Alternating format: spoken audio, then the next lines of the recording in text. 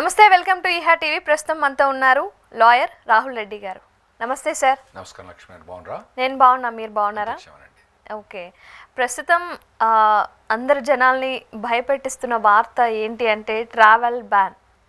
నిజంగా ఈ travel ban అనేది జరిగే అవకాశం ఉందా? అంటే ఈ విషయం మనం అంతకు ముందు కూడా మాట్లాడుకున్నాం. ట్రంప్ వస్తే ట్రావెల్ బ్యాన్ చేస్తాడు ఖచ్చితంగా. కొన్ని కంట్రీస్ సంబంధించిన విద్యార్థులు కానీ ఉద్యోగాలు చేసే వాళ్ళు కానీ అమెరికాకి ఇంకా వచ్చే అవకాశం ఉండదు, పూర్తిగా ఆపేస్తారు అని. అయితే ఇప్పుడు ట్రంప్ వచ్చాక వినిపిస్తున్న వార్త ఏంటంటే 45 కంట్రీస్కి ట్రావెల్ బ్యాన్ పడింది అని. అది అబద్ధమా నిజమా అనేది తెలియట్లేదు. సో మీరే చెప్పాలి. ఇప్పుడైతే పడలేదండి, కానీ తప్పకుండా ట్రావెల్ బ్యాన్ చేస్తాడు. ట్రావెల్ బ్యాన్ అంటే వీసా బ్యాన్స్ అన్నట్టు. ఎవరికైనా వీసా ఉన్నా కూడా. అయితే ట్రంప్ పవర్లో రాకముందు కూడా ఎలక్షన్లో వాగ్దానం చేసింది ఏంటంటే, నేను ఏ కంట్రీస్ అయితే వీసా అబ్యూస్ చేస్తుండ్రో అమెరికాకు వచ్చే వాళ్ళను, ఆ కంట్రీస్ని నేను మొత్తమే బ్యాన్ చేస్తా అని చెప్పిండు. పవర్కి వచ్చిన ఫస్ట్ డేనే ఎగ్జిక్యూటివ్ ఆర్డర్ ఏమి ఇచ్చిందంటే, ఏ కంట్రీస్ ఎన్నెన్ని వీసాలు అబ్యూజ్ చేస్తున్నాయి ఆ లిస్ట్ ఏంది, ఆ లిస్ట్ మొత్తం నాకు తీసుకొచ్చి ముందు పెట్టండి అని చెప్పిండు అన్నట్టు. ఆ లిస్ట్ ఎప్పటిదాకా కంప్లీట్ కావాలి? మార్చ్ 20th లోపల కంప్లీట్ కావాలన్నట్టు. అయితే ఆ list already government department president ట్రంప్కు సబ్మిట్ చేసింది. అతను రివ్యూ చేస్తుండు. అంటే దాని లీక్స్ వాళ్ళు పబ్లిక్గా కూడా అందరు రిలీజ్ చేస్తుండ్రు, ఏ కంట్రీస్ ఉన్నాయని రిలీజ్ చేస్తున్నారండి. ఓకే, అంటే ఇంచుమించుగా అమల్లోకి వచ్చే అవకాశం ఉన్నట్టే. అవునండి. ఓకే, మరి మన ఇండియా ఆ కంట్రీస్లో ఏమైనా ఉందా? అసలు ఏ కంట్రీస్ ఆ 45లో ఉన్నాయి? మన ఇండియా ఉందా లేదా ఒకసారి చెప్పండి. లేదండి, మన ఇండియా లేదండి. సేఫ్ అయితే మన ఇండియా లేదు. మన ఇండియా దాంట్లో 3 లిస్ట్ ఉన్నాయండి. ఒకటేమో రెడ్ లిస్టు, ఒకటేమో ఆరెంజ్ లిస్టు, ఒకటేమో ఎల్లో లిస్టు. ఆ 3 లిస్టులో కూడా మన ఇండియా లేదు. సో మన ఇండియా నుంచి ట్రావెల్ బ్యాన్ అన్నది లేదా వీసా బ్యాన్ అన్నది మాత్రం లేదు, ఉండదు అని కూడా మేము అనుకుంటాను. మొదటి నుంచి కూడా ఎక్స్పెక్టెడ్ లేదు, ఇంకా ముందు కూడా ఉండకూడదు అని ఖచ్చితంగా అందరు చెప్పేది అదే. వాళ్ళు లీక్ చేసిన ఇన్ఫర్మేషన్ కూడా అదే. ఎందుకంటే వాళ్ళు ఆల్రెడీ లీక్ చేసిన information red list, orange list, yellow list అన్నీ మనకు మొదలే చెప్పేసి పెట్టారు అన్నట్టు, ఇవి ఉన్నాయని చెప్పేసి. Okay, first of all travel ban అంటే ఏం చేస్తారు? ఇప్పుడు ఫస్ట్ అందులో రెడ్ లిస్ట్ ఉంది, orange, yellow list. Red list countries ఏంటంటే కొన్ని కంట్రీస్ చెప్పాలంటే ఆఫ్ఘనిస్తాన్, తర్వాత క్యూబా, తర్వాత వెనిజులా, ఇటువంటి కంట్రీస్ ఉన్నాయండి. నార్త్ కొరియా, ఇటువంటి కంట్రీస్ ఉన్నాయి అన్నట్టు. అందులో భూటాన్ కూడా వేసిండ్రు. అందులో ఎందుకు భూటాన్ ఎందుకు వేసిండ్రో మనకు తెలియదు. మన పక్క దేశం, చిన్న దేశం భూటాన్. అయితే ఈ కంట్రీస్ అన్ని కూడా రెడ్ లిస్టులు ఉన్నాయి. రెడ్ లిస్ట్ ఉంటే ఇప్పుడు ఎవరికన్నా వీసా ఉందనుకోండి, H1B వీసా కానివ్వండి, B2 వీసా కానివ్వండి, F1 కానివ్వండి, వాళ్ళెవ్వరు కూడా యుఎస్కు ప్రయాణించే ఛాన్స్ లేదు. యుఎస్కు ప్రయాణం చేయరాదు వాళ్ళు. ఆ వీసా అప్పటికి బ్యాన్. అంటే పాస్పోర్ట్లో మీకు వీసా 10 ఏళ్ళు విజిటింగ్ వీసా ఉన్నా కూడా మీరు పోరాదు, ఆ కంట్రీస్ నుంచి అయితే పోరాదు. ఓకే, మరి ఆల్రెడీ ఉన్న వాళ్ళ పరిస్థితి ఏంటి? అక్కడ ఉన్న వాళ్ళ లేకుంటే పాస్పోర్ట్ల వీసా ఉన్న వాళ్ళ? ఆల్రెడీ ఈ భూటాన్ చెందిన దేశం వాళ్ళే అమెరికాలో ఉన్నారు. భూటాన్ కానీ, ఆఫ్ఘనిస్తాన్ కానీ, క్యూబా కానీ, అటు వెనిజులా కానీ ఆల్రెడీ అమెరికాలో ఉంటే వాళ్ళు ఎంబడే బయటికి పోవాల్సిన అవసరం లేదు. కాకపోతే ఇప్పుడు B2 వీసా అని ఉంటుంది. అది ఎన్ని రోజులు ఉంటుంది? 6 నెలలు ఉంటుంది. 6 నెలల తర్వాత దాన్ని ఎక్స్టెండ్ చేయరాదు, ట్రాన్స్ఫర్ చేయరాదు, పొలిటికల్ అసైలం అప్లై చేసుకోరాదు, తర్వాత అడ్జస్ట్మెంట్ ఆఫ్ స్టేటస్ అప్లై చేసుకోరాదు. ఇక వాళ్ళు ఆ 6 నెలల తర్వాత వాళ్ళు వెనక్కి వచ్చారన్నట్టు. అంటే భూటాన్ వెళ్ళిపోవాల్సింది. భూటాన్ కానీ, ఆఫ్ఘనిస్తాన్ కానీ కంట్రీస్ ఉన్నాయన్నట్టు. సో ఆ కంట్రీస్ వాళ్ళు వెళ్ళిపోవాల్సింది అన్నట్టు. ఓకే, అయితే ఆ కంట్రీస్లో ఏమున్నాయంటే list Afghanistan, Bhutan, Cuba, Iran, Libya, North Korea, Somalia, Sudan, Syria, Venezuela and Yemen. ఈ కంట్రీస్ ఉన్న వాళ్ళు ఇక వాళ్ళకి వీసా క్యాన్సల్ అన్నట్టు. ఓకే, ఇంకోటి వాళ్ళు ఎవరైతే F1 కానీ, B2 మీద కానీ, H1 మీద ఉన్నారనుకోండి, అక్కడ ఉన్నంత సేపు పర్వాలేదు. కాకపోతేనేమో వాళ్ళు మళ్ళీ వాళ్ళ దేశం కానీ వేరే బయటికి పోయి మళ్ళీ వస్తానంటే రాదు, క్యాన్సిల్ చేసేస్తారు. వాళ్ళకు వీలు కాదన్నట్టు. అక్కడ ఉన్నంత మటుకు పర్లేదు. F1 మీద ఉన్నారనుకోండి, మళ్ళీ H1 ఉందనుకోండి, H1B కంపెనీ ఒక కంపెనీ నుంచి ఇంకొక కంపెనీ ట్రాన్స్ఫర్ చేసుకోవాలంటే ట్రాన్స్ఫర్ చేసుకునేరు, ఎక్స్టెండ్ చేసుకోవాలంటే చేసుకునేరు. అంటే H1B ఖాతం కాగానే ఇంటికి వెళ్ళిపోవాలన్నట్టు వాళ్ళు.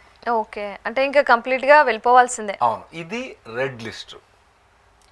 దాని తర్వాత ఆరెంజ్ లిస్ట్ ఉంది. ఈ ఆరెంజ్ లిస్ట్లో మెయిన్ కంట్రీస్ ఏంటంటే, మనకు తెలిసిన మెయిన్ కంట్రీస్ ఏంటంటే మయన్మార్, మనకు తెలుసు కదా, బర్మానం మయన్మార్ అంటాం, కానీ పాకిస్తాన్ ఉంది, రష్యా ఉంది, సియరా లియోన్, సౌత్ సుడాన్, ఈ కంట్రీస్ ఉన్నాయండి. అయితే ఈ కంట్రీస్లో ఏంటంటే ఆరెంజ్ లిస్ట్ అంటే మొత్తమే వీసా బ్యాన్ కాదన్నట్టు. కాకపోతే వాళ్ళకి ఏవైతే ఎసెన్షియల్ వీసాస్ ఉన్నాయో కొన్ని, వాటిని ఒక్కొక్క దాన్ని ఎవాల్యుయేట్ చేసి కొన్ని వీసా స్టేటస్నేమో ట్రావెల్ చేయనిస్తారు, కొన్ని వీసా స్టేటస్నేమో ట్రావెల్ చేయనిరు అన్నట్టు. అది ఎట్లా ఏ రెస్ట్రిక్షన్స్ ఉంటాయి అన్నది ఇప్పటికి క్లియర్గా తెలుస్తలేదు. ఎసెన్షియల్ వీసా ఉన్న వాళ్ళు, అంటే ఇప్పుడు ఎవరన్నా మంచి బిజినెస్ తీసుకొచ్చి యుఎస్ నుంచి, పాకిస్తాన్ నుంచి యుఎస్ పోదాల్సుకున్నాను అనుకోండి, వాళ్ళని తీసుకుపోయి మంచి రూమ్లో పెట్టుకొని మంచిగా అర్ధగంట మొత్తం తోముతారు. ఏంటి, నువ్వు ఎందుకు వస్తాను, ఏం చేస్తాను అన్నీ వాళ్ళకి చెప్పి అన్ని క్లియర్ అయితేనే వాళ్ళు ఎలో చేస్తారు అన్నట్టు. అంటే ఆ ఏదైతే దాన్ని వెట్టింగ్ అంటాం మేము నార్మల్గా, ఆ వెట్టింగ్ ప్రాసెస్ అన్నది వాళ్ళు పాకిస్తాన్ ఫ్లైట్ ఎక్కక ముందే అవుతుంది అన్నట్టు. వాళ్ళని ఇంటర్వ్యూ చేసి అన్నీ ఉంటేనేమో, ఎసెన్షియల్ ఉంటేనేమో రానిస్తారు, తప్పనిసరి అయితేనేమో రానిస్తారు, లేదంటే రానియరు.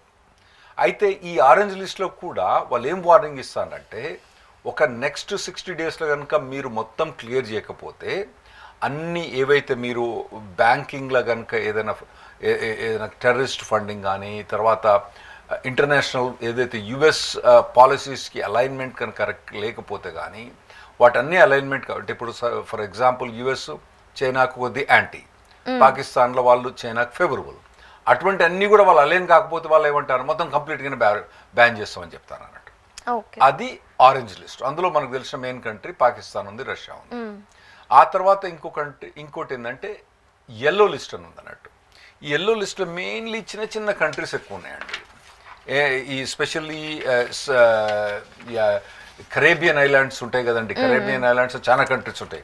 అంటే మనం ఇక్కడ ఏమంటాం, వెస్ట్ ఇండీస్ అంటాం అన్నట్టు. వెస్ట్ ఇండీస్లో చాలా కంట్రీస్ ఉన్నాయి. ఆ కంట్రీస్లో కొన్నిట్లు ఏంటంటే వాళ్ళు ఇమ్మీడియట్గా పోయి కొద్దిగా డబ్బులు వేయగానే పాస్పోర్ట్ ఇచ్చేస్తాను. వాళ్ళు ఉట్టిగా పోయి వాళ్ళకు ₹1,00,00,000 ఇచ్చేస్తే ఫ్యామిలీకి మొత్తం పాస్పోర్ట్ ఇచ్చేస్తాను. ఆ పాస్పోర్ట్ తోటి వీళ్ళు యూరోప్ కొని, ఈవెన్ ఇంగ్లాండ్కి అటువంటి కంట్రీస్ కూడా విజిట్ చేయడానికి రైట్ ఉంది అన్నట్టు. సో అది ₹1,00,00,000 ఇవ్వడం కాదు, ఇన్వెస్ట్మెంటే. మీరు డబ్బులు వాళ్ళకి ఇవ్వడం కాదు, ఇన్వెస్ట్మెంట్ చేస్తే వాళ్ళు పాస్పోర్ట్ ఇస్తారు అన్నట్టు. సో అటువంటి కంట్రీస్ మీద కూడా వాళ్ళు ఎల్లో లిస్ట్, అంటే వాళ్ళు ఏమంటారంటే, ఇప్పుడైతే పర్వాలేదు, మీరు మొత్తం కనుక బ్యాంకింగ్ తర్వాత ఇంటర్నేషనల్ రిలేషన్షిప్ యుఎస్కు ఫేవరబుల్గా లేకపోతే మిమ్మల్ని కూడా ఆరెంజ్ లిస్ట్నో లేదా రెడ్ లిస్ట్నో పడేస్తామని చెప్తానట్టు అక్కడ. ఓకే, ఏ బేస్ మీద ఈ లిస్ట్ని ప్రిపేర్ చేశారు? అంటే వీళ్ళు వచ్చి ఒక 100 మంది అక్కడి నుంచి వీసా తీసుకుని వచ్చినప్పుడు ఎంతమంది వీసా వయలేషన్ చేస్తున్నారు, ఎంతమంది పొలిటికల్ అసైలం చేస్తున్నారు, ఎంతమంది ఇల్లీగల్గా ఉండిపోతున్నారు అక్కడనే, వాటిని బేసిస్ తీసుకొని ఈ లిస్ట్ తయారు చేసిన వాళ్ళు పర్సంటేజ్. ఇప్పుడు మన ఇండియా కూడా కొద్దిగా అబ్యూజ్ చేస్తుంది, అంత ఎక్కువ లేకున్నా కానీ కొద్దిగా అబ్యూజ్ చేస్తారు. ఎందుకంటే స్పెషల్లీ కొద్దిగా నార్త్లో ఈ పొలిటికల్ అసైలం మనం అంతకుముందు డిస్కస్ చేసాం కదా, పంజాబ్ అటువంటి గుజరాత్, పంజాబ్ కొద్దిగా అబ్యూజ్ చేస్తారు అన్నట్టు. బీహార్ కన్నా గుజరాత్ పంజాబ్ ఎక్కువ అండి, పంజాబ్ హర్యానా గుజరాత్ ఎక్కువ, బీహార్ వాళ్ళు తక్కువ, వాళ్ళకి అంత అక్కడ దాకా పోయే కెపాసిటీ లేదు. అయితే మన కంట్రీ ఓవరాల్గా 100 మంది పోతే సరే ఒక 5-6 మంది వైలేట్ చేసినా కానీ, కొన్ని కంట్రీస్లో సియరా లియోన్ ఎన్ని కంట్రీస్ ఉంటాయండి, ఆ యెమెన్ ఎన్ని కంట్రీస్, వాడు ప్రతి ఒక్కటి పొలిటికల్ అసైలం అప్లై చేస్తాడు. అందుకోసం ఆ కంట్రీస్ అన్ని వాళ్ళు లిస్ట్ తీసుకొని దాని మీద టార్గెట్ చేసినట్టు. ఓకే, మరి మామూలుగా మనం చూసుకున్నట్లయితే గ్రీన్ కార్డ్ అనేది మన ఇండియన్స్కి రావడానికి చాలా పెద్ద లిస్ట్ ఉంది, వేరే దేశం వాళ్ళకైతే పెట్టగానే వచ్చేస్తుంది అని మనం ఎప్పటి నుంచో డిస్కస్ చేస్తున్నాం. అవునండి. మరి ఈ కేసులో ఒకవేళ ట్రావెల్ బ్యాన్ పెడితే మనకి ప్లస్ అయ్యే అవకాశం ఉంటుంది కదా, అంటే మనకి గ్రీన్ కార్డ్స్ తొందరగా వచ్చేస్తాయేమో కదా?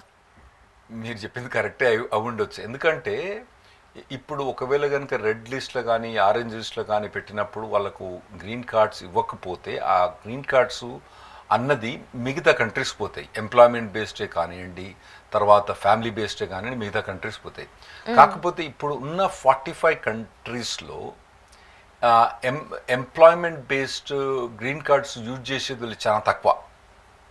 ఎందుకంటే ఇండియా దాదాపుగా 10-15% యూజ్ చేస్తుంది, చైనా యూజ్ చేస్తుంది.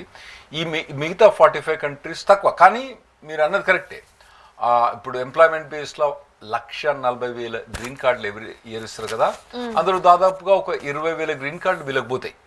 ఇప్పుడున్న 40-45 కంట్రీస్ 15-20,000 గ్రీన్ కార్డులు పోతాయి. సో మీరు అన్నట్టు ఆ 15-20,000 గ్రీన్ కార్డులు మరి మన ఇండియాకు దక్కేనా అంటే మంచి ఛాన్స్ ఉంది. ఇంకోటి ఏంటంటే ఫ్యామిలీ ఇమిగ్రేషన్ అని ఉంటుందండి. ఫ్యామిలీ ఇమిగ్రేషన్లో కూడా ఏంటంటే వాళ్ళు ఆ ఉన్న కోటా కనుక ఫ్యామిలీ ఇమిగ్రేషన్ వాడకపోతే ఆ నెక్స్ట్ ఇయర్ ఆ ఫ్యామిలీ ఇమిగ్రేషన్ అన్నది ఆ వేస్ట్ అయినవన్నీ కూడా వచ్చి ఎంప్లాయ్మెంట్ ఇమిగ్రేషన్కి వస్తుంది. సో మీరు అన్నట్టు దీనివల్ల మన ఇండియన్స్కు ఫాయిదానే ఉండే ఛాన్స్ ఉన్నది, నష్టమైతే ఏమున్నట్టు కనబడతలేదు నాకు. ఓకే రాహుల్ గారు, మరి ట్రావెల్ బ్యాన్ జరుగుతున్న సమయంలో మన ఇండియన్స్ వాళ్ళు ఉంటారు, H1B మీద F1 వీసా మీద ఉంటారు కదా, వాళ్ళకి ఏమైనా ఎఫెక్ట్ అయ్యే ఛాన్స్ ఉందా? వాళ్ళకైతే నెగిటివ్ ఏం ఎఫెక్ట్ కాదని అనుకుంటున్నాను. ఒకవేళ ట్రావెల్ బ్యాన్ అంటే నేను ట్రావెల్ బ్యాన్ సపోర్ట్ చేస్తా అని చెప్పట్లేదు. ఒకవేళ ట్రావెల్ బ్యాన్ అయితే ఇప్పుడు నార్మల్గా H1Bకి 65,000 కోటా ఉంది. తర్వాత ఆన్ టాప్ ఆఫ్ దట్ మనకి ఏంటంటే 20,000 మాస్టర్స్ కోటా ఉంది. అందులో ఏ కంట్రీకి ఎంత అన్నది లిమిటేషన్ లేదు. అందులో దాదాపుగా 60% అంటే ఈ 85% 60% మన ఇండియన్స్ తీసుకుపోతారు. ఓకే, అయితే ఈ మిగతా దేశ వాళ్ళు కొన్ని H1 తీసుకుపోతారు, వాళ్ళకు కూడా ఇస్తారు కదా.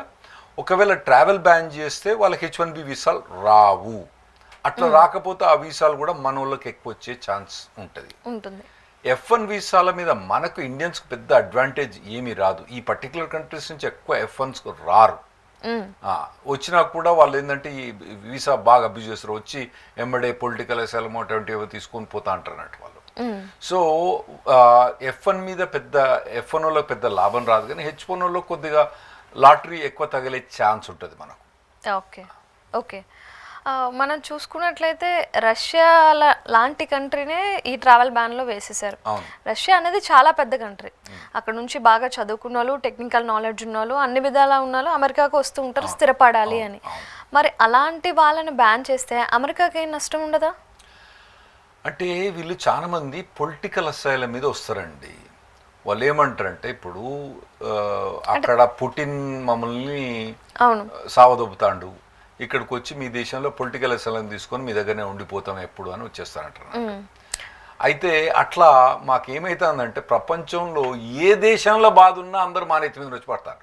మీరే కదా ఇస్తున్నారు మరి వాళ్ళకి. అంటే అదే మేము అంతకుముందు ఇచ్చినాము, ఇప్పుడు ట్రంప్ వచ్చి బంద్ చేసిండు. సో ఏ యమన్ల ప్రాబ్లం అయినా మాకే ప్రాబ్లం, సిరియాల ప్రాబ్లం అయినా మాకే ప్రాబ్లం, ఆఫ్ఘనిస్తాన్ల ప్రాబ్లం అయినా మాకే ప్రాబ్లం. రష్యా యుక్రెయిన్ కొట్టుకున్నా రష్యా నుంచి వచ్చే పొలిటికల్ అసెంబ్లీలో వచ్చి మా దేశంలో మీద పడతాను, యుక్రెయిన్ కూడా వచ్చి మా మీద పడతాను, క్యూబా వచ్చి మా మీద పడతాడు, వెనజులాల అక్కడ వాళ్ళ కంట్రీ వాళ్ళు కొట్లాడుకొని మన కంప్లీట్ ఎకానమీ మెల్ట్ డౌన్ అయిపోతే వాళ్ళందరూ వచ్చి మా మీద పడతాను అన్నట్టు. సో వీటన్నిటిని ఆపటానికి ట్రావెల్ బ్యాన్ పెట్టిండు. సో వాళ్ళు ఏం చేసిందంటే రష్యా నుంచి సరే ఇదివరకు వెనకటెప్పుడు డాక్టరేట్లు వాళ్ళందరూ వచ్చేది అది వేరే విషయం, వాళ్ళు వస్తలేరు. ఇప్పుడు ఎటువంటి వాళ్ళు వస్తున్నారు, దేని పనికిరాని వాళ్ళు ఎట్లా ఫ్లైట్ తీసుకొని జంప్ చేసుకొని కెనడా నుంచో ఎక్కడి నుంచో జంప్ చేసుకొని మెక్సికో నుంచో జంప్ చేసుకొని వచ్చి మమ్మల్ని పుటిన్ చంపేస్తాడని చెప్తారు. ఈ మనం చూసాం కదండి, మన దగ్గర మన ఇండియా వాళ్ళు అక్కడ బార్డర్ దొరకంగానే మేము కాంగ్రెస్ వర్కర్లు గుజరాత్ నుంచి వచ్చినాం అని చెప్పి. వాళ్ళు కాంగ్రెస్ వర్కర్లో కాదో తెలియదు, కానీ వాళ్ళు ఏంటంటే పొలిటికల్ అసైలం కోసం నాటకాలు ఆడతాను అన్నట్టు. మా దగ్గర దాదాపుగా ఎవ్రీ ఇయర్ 5 లక్షల నుంచి 6 లక్షల మంది వచ్చి మాకు ఇవ్వండి పొలిటికల్ అసైలం. ఎందుకు ఆడ పుటిన్ కొడతానంటారు, ఈడ సిరియా కొడతానంటారు, ఆడ ఇరాన్ కొడతానంటారు, ఎన్నెన్నో మాకు వచ్చి చెప్తా అంటారట. అంటే నేను వాళ్ళ కాస్ట్ జన్మ ఉండొచ్చు, కానీ ఎంత భారం మేము మోయగలుగుతాం, ఎంతమందిని మేము మోయగలుగుతాం. ఒకవేళ కనుక పుటిన్ సతాయిస్తాడు అనుకోండి, ఆడక్కడ రష్యా నుంచి అమెరికా అంటే తక్కువ దూరమా? అంత దూరం మధ్యలో ఎక్కడైనా యూరోపియన్ కంట్రీస్ ఉండొచ్చు కదా, లేదంటే ముస్లిం కంట్రీస్ పక్కనే టర్కమిస్తాన్, కజకస్తాన్ అవన్నీ ఉన్నాయి కదా, అక్కడ పోవచ్చు కదా, యుక్రెయిన్కే పోవచ్చు, యుక్రెయిన్ వాడు వెల్కమ్ చేస్తాడు కదా. సో అట్లా వీళ్ళు యెమెన్ ఎక్కడుందండి, మేము ఎక్కడున్నాం, సిరియా ఎక్కడున్నది, మేము ఎక్కడున్నాం, ఆఫ్ఘనిస్తాన్ ఎక్కడుంది, మేము ఎక్కడున్నాం, వాళ్ళందరూ వచ్చి మా మీద పడితే ఎట్లా? వాటన్నిటిని బ్యాన్ చేయడానికి కోసం ఇతను అంటే కొంత మటుకు మంచి ప్రొవిజన్ అని నేను అనుకుంటున్నా. మరి జెన్యూన్ గా వచ్చే వాళ్ళ పరిస్థితి ఏంటి? ఉండొచ్చు. మరి ఒక్క మా దేశమే తీసుకోవాలా అండి? ఓకే, అంత అగ్రరాజ్యం. అంత అగ్రరాజ్యం కదా మరి. అంత జెన్యున్ అని మీకు ఉన్నప్పుడు ఒక ప్లేన్ పంపించి మీరు తీసుకురానండి ఎక్కడి నుంచి, యమన్ నుంచి, తర్వాత సిరియా నుంచి వచ్చే రెఫ్యూజ్ ఉంటారు కదా, పట్టుకున్నాండి మీరు. ఉన్న రోహింగ్యాలనే మీరు వెనుక పంపిస్తాను, మీరు అక్కడి నుంచి పట్టుకొస్తారా? సో మాకు బాధలు, మీకు ఒక్క రోహింగ్యాలే వస్తాను. మా దగ్గర ప్రపంచంలో రోహింగ్యాలందరూ మా ఒక్క రోహింగ్యా తప్ప మిగతా అన్ని దేశాలు మా మీదకి వస్తాయి. అంటే అగ్రరాజ్యం పెద్దది కాబట్టి అందరూ అక్కడికి వెళ్ళి సెటిల్ అవ్వాలి అనుకోవడం వల్ల ఈ సమస్యలన్నీ మీకు వస్తున్నాయేమో మరి. ఎంతగానం భరిస్తామండి, ఎంతమంది భరిస్తామంటే ఇప్పుడు అమెరికా 1950s 45% జీడిపి మాది.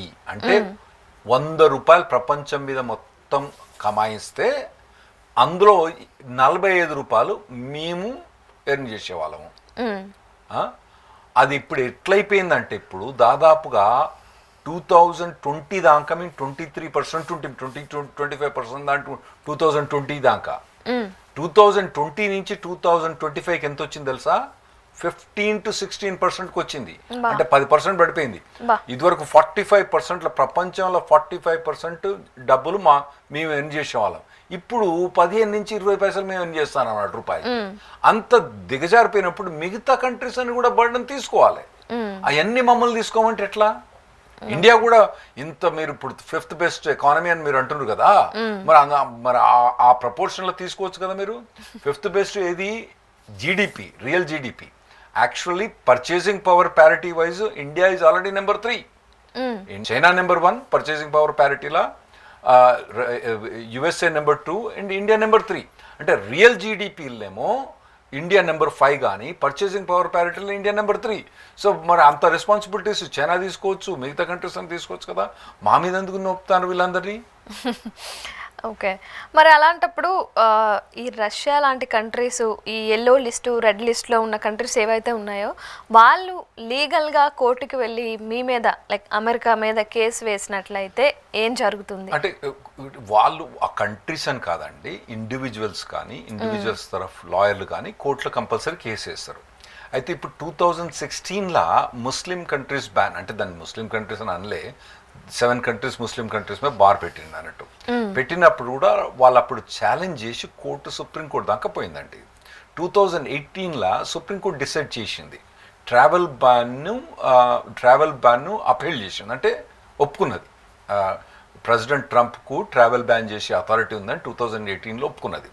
సో ఇప్పుడు ట్రావెల్ బ్యాన్ చేసినా కూడా మోస్ట్ ప్రాబ్లీ సుప్రీంకోర్టు కూడా అదే డెసిషన్కి వస్తుందని మేము అనుకుంటాం. అప్పటికి ఇప్పుడు సుప్రీంకోర్టు 8 ఏళ్ల కిందకి ఇప్పుడు సుప్రీంకోర్టు పెద్దగా ఏం చేంజ్ కాలే మా దగ్గర. మీ దగ్గర చేంజ్ అయినట్టు సుప్రీంకోర్టు 2 ఏళ్లకు 3 ఏళ్ళకు మొత్తం చేంజ్ కాదు మా దగ్గర. మా దగ్గర 20-30 ఏళ్ళ దాకా అట్నే ఉంటుంది అన్నట్టు. ఒకవేళ ఏమైనా చేంజ్ అయినా కూడా ఆ చేంజ్ అన్నది ట్రంప్ ఫేవర్గానే ఒక జడ్జి ఎక్స్ట్రా యాడ్ అయ్యింది తప్పితే అంతకుమించి మిగతా అదేం చేంజ్ కాలే. మా దగ్గర 9 మెంబర్స్ జస్టిస్ ఉంటారు. సో ఇదివరకు 5 ఫేవరబుల్ ఉండే, ఇప్పుడు 6 ఫేవరబుల్ ఉన్నారు ఇది రిపబ్లికన్ పార్టీ. సో అంత పెద్ద ఇప్పుడు ఓవర్ టర్న్ చేస్తుందని అయితే మేము అనుకుంటలేము. Okay, right. మరి ఇండియా ఆ ట్రావెల్ బ్యాన్ కంట్రీస్ లిస్ట్లోకి వెళ్ళే అవకాశం ఉందా? చాలా తక్కువ అండి. ఎందుకంటే ఈ పొలిటికల్ అసైలం అన్నది మన కంట్రీ వాళ్ళు కూడా కొద్దిగా అబ్యూస్ చేస్తున్నారు, మనకు తెలుసు కదా. అవును, ఖాళిస్తాన్ ఇక్కడెక్కడ లేకున్నా కూడా అక్కడ గుజరాత్ నుంచి మేము కాంగ్రెస్ వర్కర్లు మోడీ వచ్చి మమ్మల్ని కొడతాండు అని చెప్పి పోయిన వాళ్ళు కూడా, వాళ్ళు బీజేపీ వాళ్ళు అయినా కూడా అటు పోయిన వాళ్ళు అటువంటి వాళ్ళు కూడా ఉన్నారు. అంటే బీజేపీ వాళ్ళు కానీ ఎటువంటి వాళ్ళు అయినా వాళ్ళు ఏంటంటే అక్కడ పోగానే వర్క్ పర్మిట్ ఇస్తారని ఏదో కాంగ్రెస్ పేరు మోడీ వచ్చి మమ్మల్ని కొడతానని చెప్తా అంటారు అన్నట్టు. సో ఇటువంటి వాళ్ళందరికీ వాళ్ళు ఇప్పుడు బంద్ చేస్తున్నారు కాబట్టి ఇటువంటి వాళ్ళు ఎవరు కూడా మనం ఇంతకుముందు మీరేమో డంకీ రూట్ అంటాం, మేమేమో కయోటీ రూట్ అంటాం కదా, ఇప్పుడు అటువంటి రూట్లు ఎవరు ప్రయాణించడానికి ధైర్యం కూడా చేస్తలేదు. ఎందుకంటే వాడు 30 లక్షలు 40 లక్షలు పెట్టి అక్కడ పోయిన తర్వాత బొక్కలేసి 3 నెలల రోజులు పెట్టి చిప్పకూడదు తినిపించి ఫ్లైట్లు ఎక్కి చెనక పంపిస్తున్నారు. సో దాంతో అటువంటి వాళ్ళు కూడా ఎవరు పోట్లేరు కాబట్టి మన కంట్రీ అందులో పోదు అని నేను ఖచ్చితంగా అనుకుంటున్నాను. పోకపోతేనే మంచిది. అబ్బో దాంతో ఎస్పెషల్లీ మన హైదరాబాద్ లాంటి సిటీకి చాలా నష్టం వస్తుందండి. ఎందుకంటే మనకు చాలా ఇంటర్నేషనల్ ట్రేడ్ ఉంది. అయితే ఈ ట్రావెల్ బ్యాన్ తోటి ఏమైందంటే ఇప్పుడు ఒక country travel ban visa ban పెట్టినప్పుడు ఏం చేస్తా ఆ మిగతా కంట్రీస్ కూడా యుఎస్ మీద కూడా రిస్ట్రిక్షన్ పెడతాయి. అది తప్పకుండా అవుతాయి. సో అటువంటివన్నీ కూడా కావచ్చును, ఇక ముందు అవుతాంటాయి అన్నట్టు.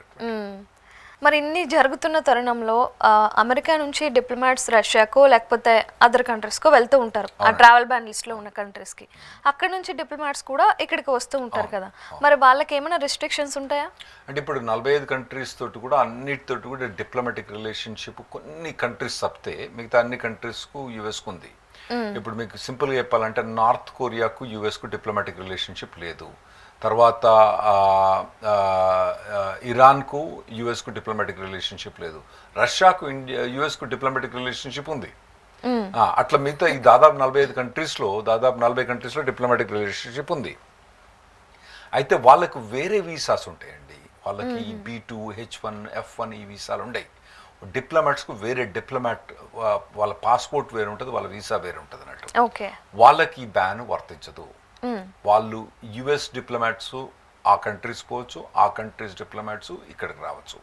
కాకపోతే ఇప్పుడైతే యుఎస్ వాళ్ళ ఒక అంబాసిడర్ కానీ వాళ్ళ ఒక కౌన్సిలేట్ని కానీ రీకాల్ చేస్తలేదు. ఏమంటే travel ban for the rest of the people ఉంటుంది కానీ డిప్లొమాట్స్ రీకాల్ చేస్తలేదు. కానీ కొన్ని కంట్రీస్ మరి మొత్తమే డిప్లొమాటిక్ రిలేషన్షిప్ తీసేయచ్చా అంటే తీసేయచ్చు, చెప్పలేము. తీసేస్తే అది వాళ్ళకి నష్టమే. మాది మీరు అన్నట్టు అగ్రరాజ్యం ఒక్కసారి అంత పెద్ద అగ్రరాజ్యం రాకపోయినా కూడా మా దాదాపు 20% ఎకానమీ ప్రపంచంలో మాది కాబట్టి వాళ్ళు ఒకవేళ డిప్లొమాట్ కనుక వాళ్ళు వెనక్కి పిలిస్తే అది వాళ్ళ నష్టం అవుతుంది, నష్టం జరుగుతుంది, వాళ్ళకి నష్టం.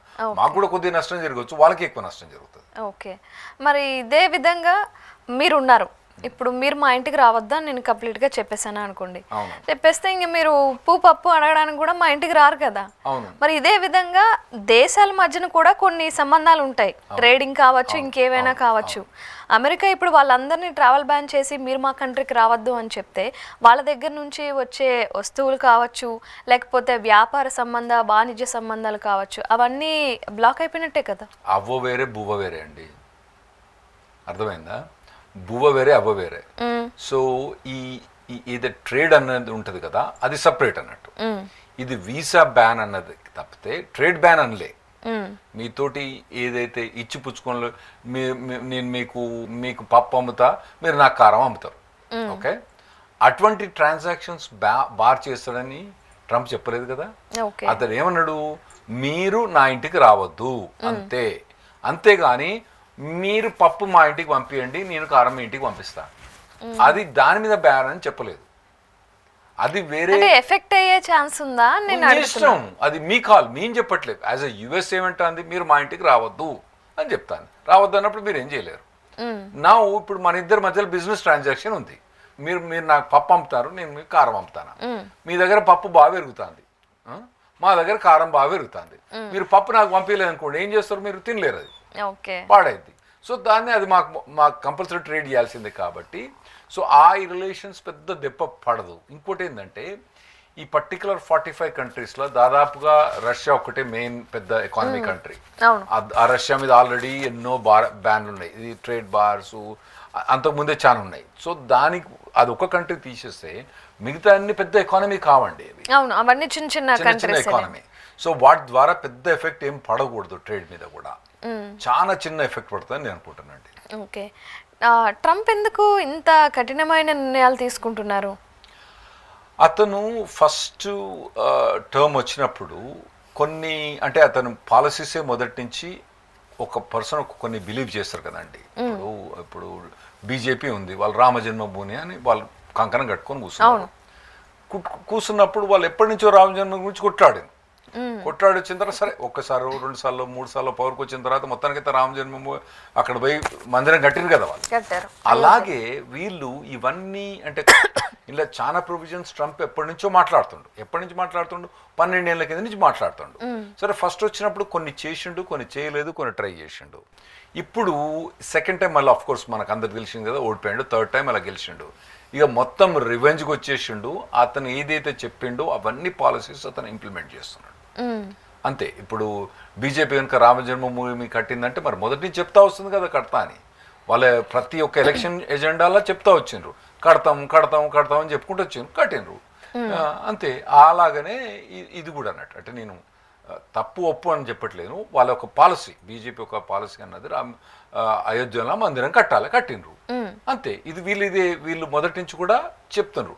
వీళ్ళు సీక్రెట్గా ఏం పెట్టలేదు కదా, వీళ్ళు ఎలక్షన్ పోకముందు కూడా మా పాలసీస్ ఇవి, మేము వచ్చిన తర్వాత ఇది చేస్తాము అని చెప్పి వాళ్ళు ఎలక్షన్స్ పోయిన తర్వాత ఆ ఎలక్టరేట్స్ అన్నారు వాళ్ళకి ఎలక్ట్ చేసినారు, ఈ పాలసీస్ని బట్టి సెలెక్ట్ చేసినారు అని వాళ్ళు ఏమంటారంటే పబ్లిక్ మాకు మ్యాండేట్ ఇచ్చింది ఇవన్నీ పాలసీస్ ఇంప్లిమెంట్ చేయాలని అని వాళ్ళు ఇంప్లిమెంట్ చేస్తున్నారు ఇప్పుడు. ఓకే, మరి ఈ ట్రావెల్ బ్యాన్ విషయానికి వస్తే మన ఇండియాకి సంబంధించి ఎలాంటి ప్రాబ్లం లేదు, మన ఇండియా వాళ్ళు భయపడాల్సిన పనే లేదు, అసలే పని లేదండి. Okay, thank you so much Rahul Reddy గారు. థ్యాంక్స్ అండి. చూస్తూనే ఉండండి ఈహా టీవీ.